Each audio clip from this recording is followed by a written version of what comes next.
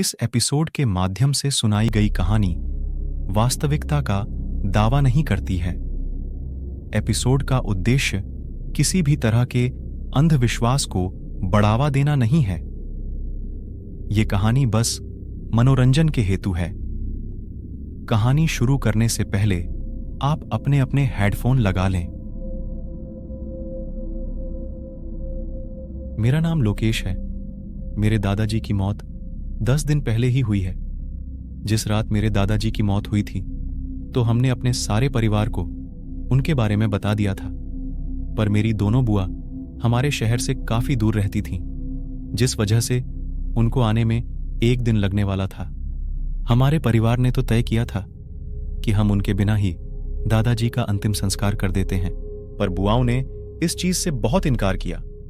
वो दोनों चाहती थीं कि वो दादाजी को आखिरी बार देख ले, इसलिए परिवार ने उनके लिए रुकना तय किया। उस रात घर पर मैं, मम्मी पापा, दादी और मेरी छोटी बहन थी। उस रात दादाजी की मौत के बाद घर सुनसान हो गया था। पूरे घर में एक अजीब सी खामोशी थी। हम लोगों ने दादाजी के शरीर को घर पर ही रखा था। अगर आप हिंदू रीति रिवाजों को जानते हैं तो आपको यह भी पता होगा कि जब तक मृत शरीर का दाह संस्कार ना हो जाए तब तक वो आत्मा परिवार के आसपास ही रहती है। उस 1 दिन के इंतजार में जो हमने अपनी बुआ लोगों के लिए किया, उस इंतजार में कुछ एहसास हमको भी हुआ जो हमें ये बता रहा था कि दादाजी अभी भी हमारे आसपास ही भटक रहे हैं। हमारे बाकी सारे रिश्तेदार भी सुबह पहुंचने वाले थे। मैं वहीं खिड़की के पास बैठा हुआ था। बाहर आसमान में काले बादल छाए हुए थे। हवाएं सरसराती हुई पेड़ों को झकझोर रही थीं। मैं वहीं से बैठे हुए दादी को देख रहा था। दादी दादाजी की तस्वीरों को देखकर बहुत रो रही थी। वो कभी दादाजी की पुरानी तस्वीरों को देखकर हंसती तो कभी उन्हें अपने सीने से लगाती। मैं दादाजी की सारी तस्वीर को दूर से ही देख रहा था कि तभी मुझे ऐसा लगा कि जैसे तस्वीर में कुछ हलचल हुई। मैंने ध्यान से देखा, लेकिन सब कुछ सामान्य था। अपने मन का भ्रम समझकर कि मैंने नजरअंदाज कर दिया। हम अभी भी वहीं बैठे ही थे कि तभी हमको रसोई से बर्तन खनकने की आवाज आई। मम्मी उठकर रसोई में जाने लगी। वो रसोई के गेट के पास पहुंचकर लाइट जलाने लगी। उन्होंने जैसे ही रसोई की लाइट ऑन की, उन्हें ऐसा लगा कि लाइट ऑन करते ही कोई रसोई से बाहर निकल गया। उन्होंने देखा तो रसोई में कुछ आवाज नहीं हो रही थी। वो वापस दादी के पास आ गई।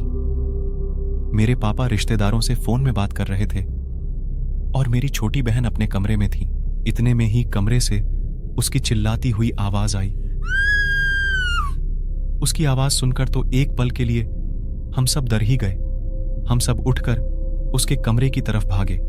जब हम उसके कमरे में गए तो वो अपने बेड पर लेटी हुई थी। वो बहुत घबराई हुई थी।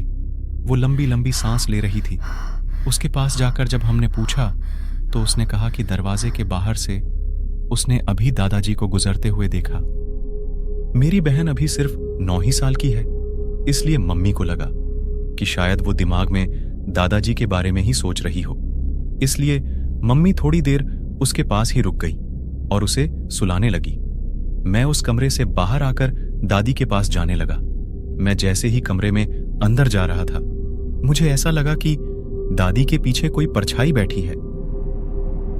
नींद न पूरी होने की वजह से मैंने उस पर ज्यादा ध्यान नहीं दिया और मैं दादी के पास आकर बैठ गया। थोड़ी देर बाद मम्मी भी छोटी बहन को सुलाकर वहीं आ गई। मैं थोड़ी देर वहीं बैठा रहा और थोड़ी देर बाद पापा ने मुझे बाहर से आवाज मारी। पापा अभी भी सबको फोन ही कर रहे थे। पापा के आवाज मारने पर मैं उठकर बाहर जाने लगा। पापा घर के बाहर खड़े थे तो मैं भी बाहर जाने लगा। घर के बाहर जाते वक्त हमारे घर का जो सबसे पास कमरा है वो दादाजी दादी का कमरा है। मैं उस कमरे के पास से जैसे ही गुजरा, उस कमरे का गेट थोड़ा खुला हुआ था। मुझे अंदर से दादाजी की कुर्सी की आवाज आने लगी, जिस पर बैठकर दादाजी आराम किया करते थे। मैं बाहर जाते जाते वहीं रुक गया। आधे खुले गेट से जब मैंने अंदर देखा तो अंधेरे में मुझे वो कुर्सी हिलती हुई नजर आ रही थी। उस समय कोई हवा भी नहीं चल रही थी। मैं एक कदम आगे बढ़कर दरवाजा खोलकर अंदर देखने लगा। जैसे ही मैं दरवाजा पूरा खोला तो खिड़कियों से एक बहुत तेज हवा पूरे कमरे में फैल गई। वो कुर्सी अभी भी हिल रही थी। मुझे लगा कि शायद हवा की वजह से ही हिल रही हो, और मैं फिर पापा के पास चला गया। उन्होंने मुझे दादाजी के कमरे से कुछ सामान लाने का बोला। मैं फिर उस दादाजी वाले कमरे में गया। वो कुर्सी अभी भी हिल रही थी।